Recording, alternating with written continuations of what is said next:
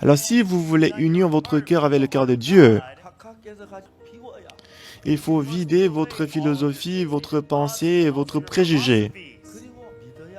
Et ensuite, vous devez croire à la parole de Dieu. Et il faut que votre cœur devienne un avec le cœur de Dieu.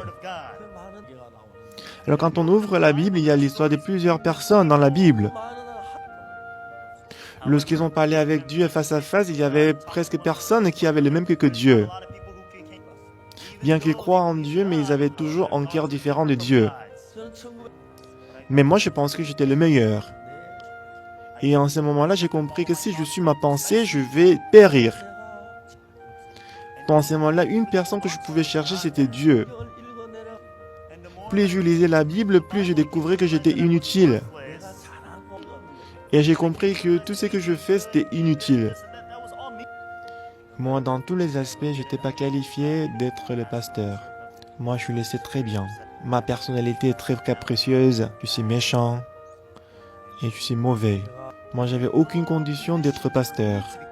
Il y avait une seule condition, c'était la grâce. Je suis devenu pasteur par la grâce. C'est ce que moi je sais précisément. Et en lisant la Bible, à chaque fois que je lis la Bible, c'est que je peux ressentir dans mon cœur. Je peux ressentir en fait la différence entre le cœur de Dieu et le cœur de l'homme. Parmi beaucoup de gens dans la Bible, c'est difficile de trouver quelqu'un qui a le même cœur que Dieu. La conclusion que j'ai tirée, c'est que si je suis ma pensée, je vais périr. Alors j'ai compris et j'ai réalisé que si je suis ma pensée, je vais périr. Quand j'écoute la parole de Dieu, donc lorsque l'on écoute la parole de Dieu, ça va travailler dans mon cœur.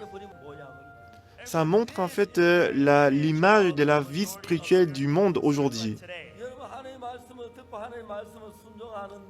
Vous écoutez la parole de Dieu et que vous obéissez à la parole de Dieu.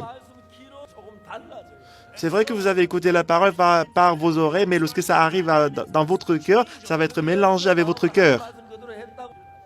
Vous pensez que vous avez obéi à la parole de Dieu, mais puisque la parole, lorsqu'elle est arrivée dans votre cœur, c'est mélangé avec votre cœur. C'est pour ça que Dieu ne peut pas travailler à travers vous. Un jour, Jésus-Christ a rencontré un docteur de la loi. Il a demandé à Jésus, que dois-je faire pour hériter la vie éternelle? Quoi que l'on fasse, il ne peut jamais hériter la vie éternelle. Par les œuvres de l'homme, on ne peut jamais hériter la vie éternelle. Mais ce docteur, il a pensé que parce que j'ai fait telle chose, moi je peux hériter la vie éternelle.